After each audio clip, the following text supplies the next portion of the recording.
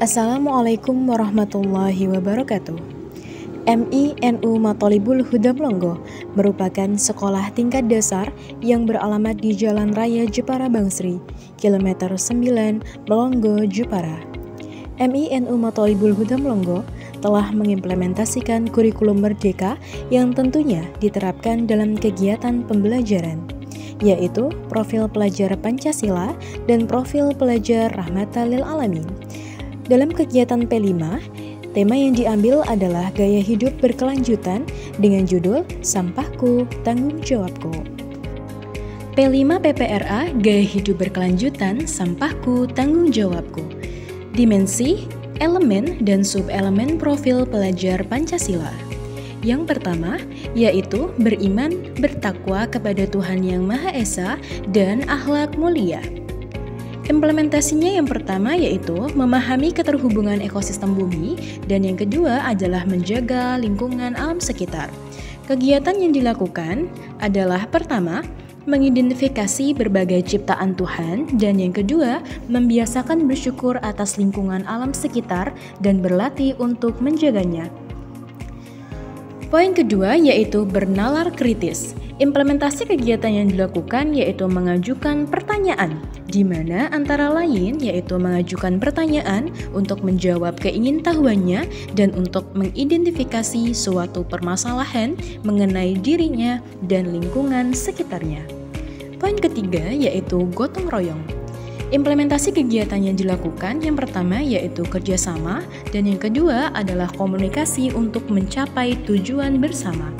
Kegiatan yang dilakukan antara lain yaitu menerima dan melaksanakan tugas serta peran yang diberikan kelompok dalam sebuah kegiatan bersama, dan memahami informasi sederhana dari orang lain dan menyampaikan informasi sederhana kepada orang lain menggunakan kata-katanya sendiri.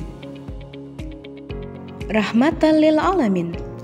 Poin-poin penting dari Rahmatan lil Alamin antara lain yaitu berkeadaban atau ta'adud, dinamis dan inovatif atau ta'awur wa ibtikar, dan keadaban toleransi atau tasamuh. Yang pertama yaitu berkeadaban atau ta'adud. Poin-poin penting antara lain dalam berkeadaban adalah soleh individual, soleh sosial, santun, dan berbudi pekerti mulia. Kegiatan yang dilakukan yang pertama adalah menunjukkan sikap sopan santun kepada siapapun. 2. Mendahulukan adab tata krama daripada ilmu. 3. Bertindak taat dan patuh kepada guru dan kedua orang tua. Yang keempat yaitu menghormati dan menghargai yang lebih tua serta menyayangi yang lebih muda. Dinamis dan inovatif atau taktawur wa ibtikar, di mana poin-poinnya adalah kritis, kreatif, inovatif, dan mandiri. Kegiatan yang dilakukan yang pertama adalah mampu berpikir sistematis dan berani mengambil keputusan. 2. Mengembangkan gagasan baru yang berdaya saing untuk kemanfaatan yang lebih tinggi. 3. Berkeadaban toleransi atau tasamuh. Poin-poin pentingnya adalah menghargai keberagaman, di mana kegiatan yang dilakukan adalah menunjukkan sikap menerima, menghormati, dan menghargai perbedaan.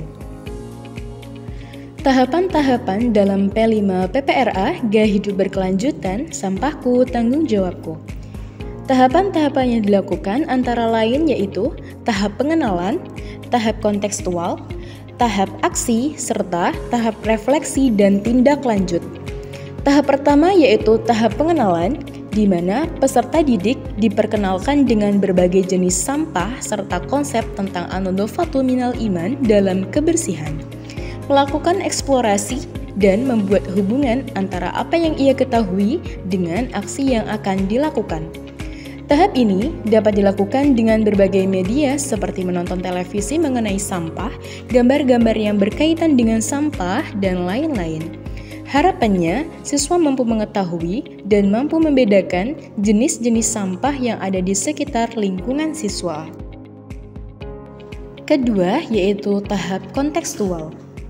Peserta didik bekerja secara berkelompok menggali informasi di sekolah sebagai konteks dekatnya, untuk menyiarkan aksi mengurangi sampah. Dalam tahap ini, peserta didik membuat bagan perencanaan proyek, melakukan wawancara pada warga sekolah, serta mengolah hasil wawancara dan mempresentasikan di depan kelas. Yang ketiga yaitu tahap aksi, di mana peserta didik bekerja bersama kelompoknya menuangkan seruan aksinya dalam bentuk membuat berbagai jenis karya seni dari sampah yang dapat didaur ulang kembali menjadi sesuatu yang lebih bermanfaat. Merancang ide berwirausaha dengan memanfaatkan limbah sampah serta membuat produk dari limbah sampah yang didaur ulang. Misalnya, tong sampah dari kardus bekas, celengan dari botol plastik, tempat pensil dari tutup botol, serta kolase dari tutup botol, dan lain-lain. Tahap yang terakhir yaitu tahap refleksi dan tindak lanjut.